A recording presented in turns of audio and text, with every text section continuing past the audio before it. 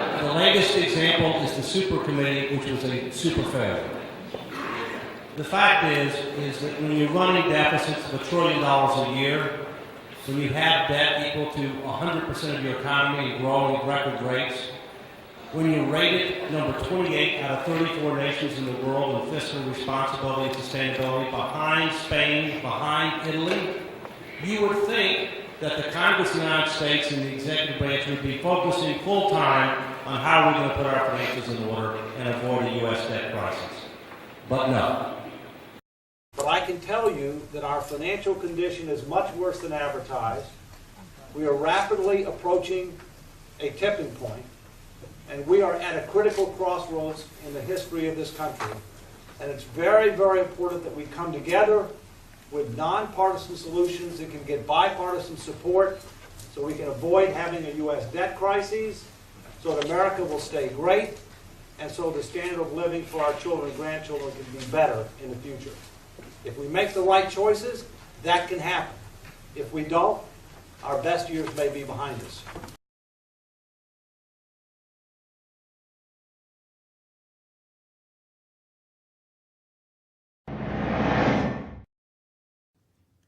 Look, if you're looking at performance, in my view, whether you're a country, a state, a city, a company, or an individual, you really need to look at three things.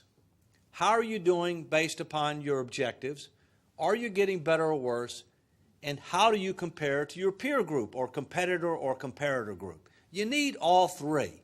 The U.S. doesn't do the last one very much because it assumes that we must medal, meaning top three, in virtually everything because we're the only superpower on earth, when in reality that's not true. We're below average on education, on healthcare outcomes, on savings rates, on critical infrastructure. Now, what about debt?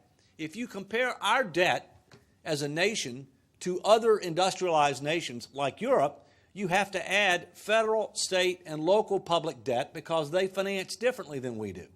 And if you do that, you'll find that we are already worse than Portugal, we're already worse than Spain, we're already worse than Ireland, we're already worse than the United Kingdom.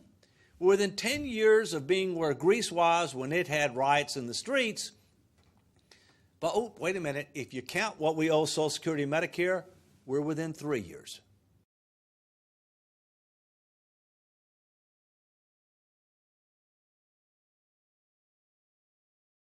We move now overseas, where violence flared in Greece again as lawmakers approved tough new austerity measures. Buildings were torched today in Athens, and thousands of protesters clashed with police outside Parliament. Charlie D'Agata has the latest.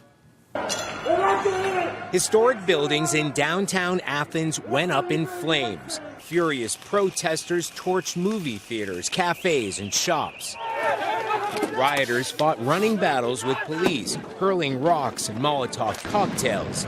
Greek police answered back with volley after volley of tear gas, dispersing crowds and trying to keep protesters from storming the Parliament building.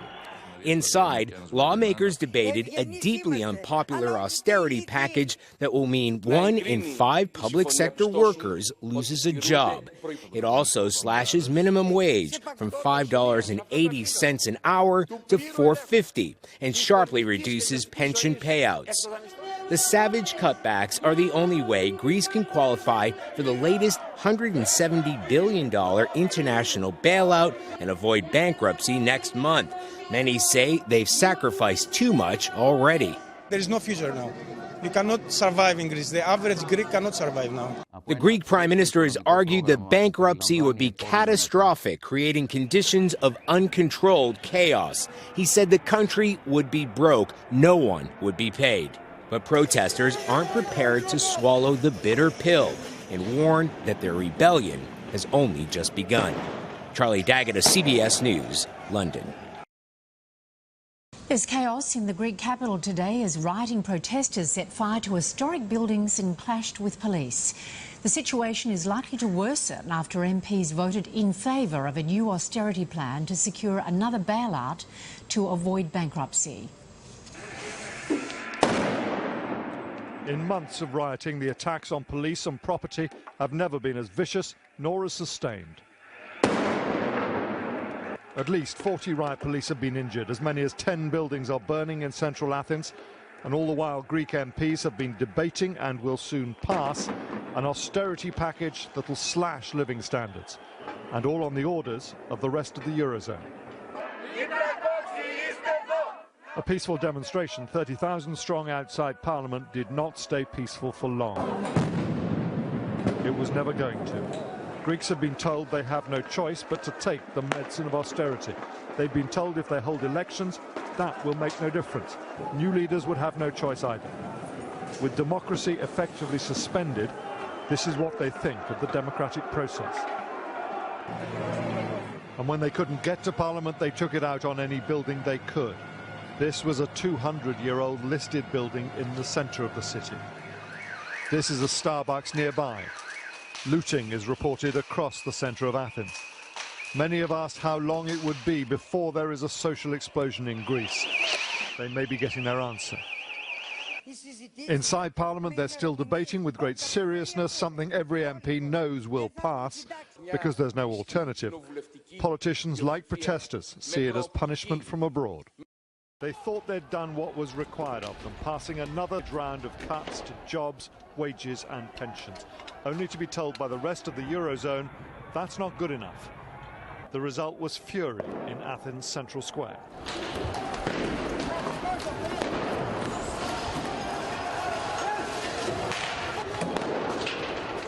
Through the trees, policemen whose wages have been cut under the austerity package are hit by petrol bombs. 6 ministers have already had enough, resigning today from the government. The leader of the smallest of the 3 parties in the coalition has now withdrawn his support. I will not vote for more austerity, he told a news conference, amid complaints of being trampled by German boots. That was a theme taken up by one paper here, who put German Chancellor Angela Merkel on its front page in Nazi uniform. That is how strong passions are running.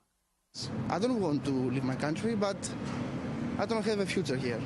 They have to vote, but not with a gun on the head.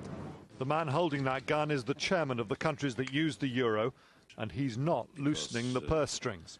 We cannot live with a system where promises are made and repeated, and where the implementation measures are from time to time too weak. So we are insisting on a real, true implementation. And a vote in Parliament, possibly as early as Sunday, that will attract another huge demonstration. It may make today's protest look like nothing more than a warm-up. Les fenêtres du Parlement grec, des scènes de guerre urbaine d'une violence inouïe. Le rassemblement de 80 000 personnes contre le vote du plan d'austérité a vite tourné à l'émeute. Des lacrymogènes fusent contre des manifestants déterminés qui répliquent avec des plaques de marbre arrachées, des pierres, des cocktails Molotov, et ce n'est pas tout. Les émeutiers utilisent aussi des lance-flammes et des bombes incendiaires. Les forces de l'ordre perdent le contrôle. Athènes s'est embrasée au sens propre. 48 bâtiments sont incendiés, dont de précieux édifices historiques. Le chaos, Athènes s'est transformée en champ de bataille.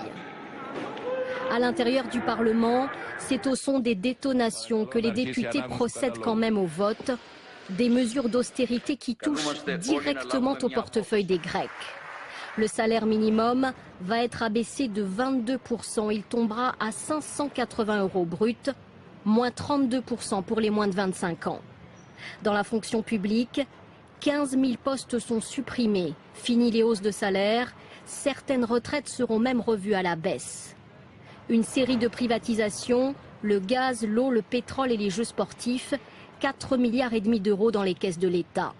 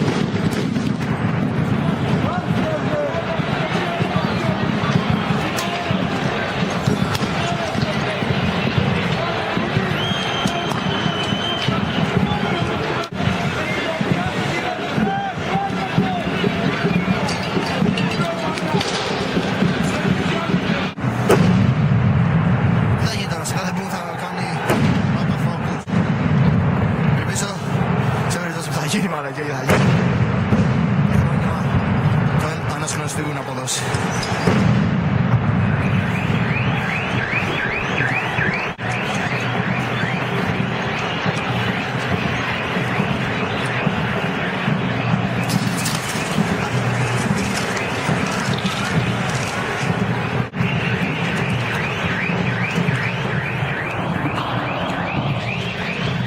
Έχει αρχίσει να στη νύχτα.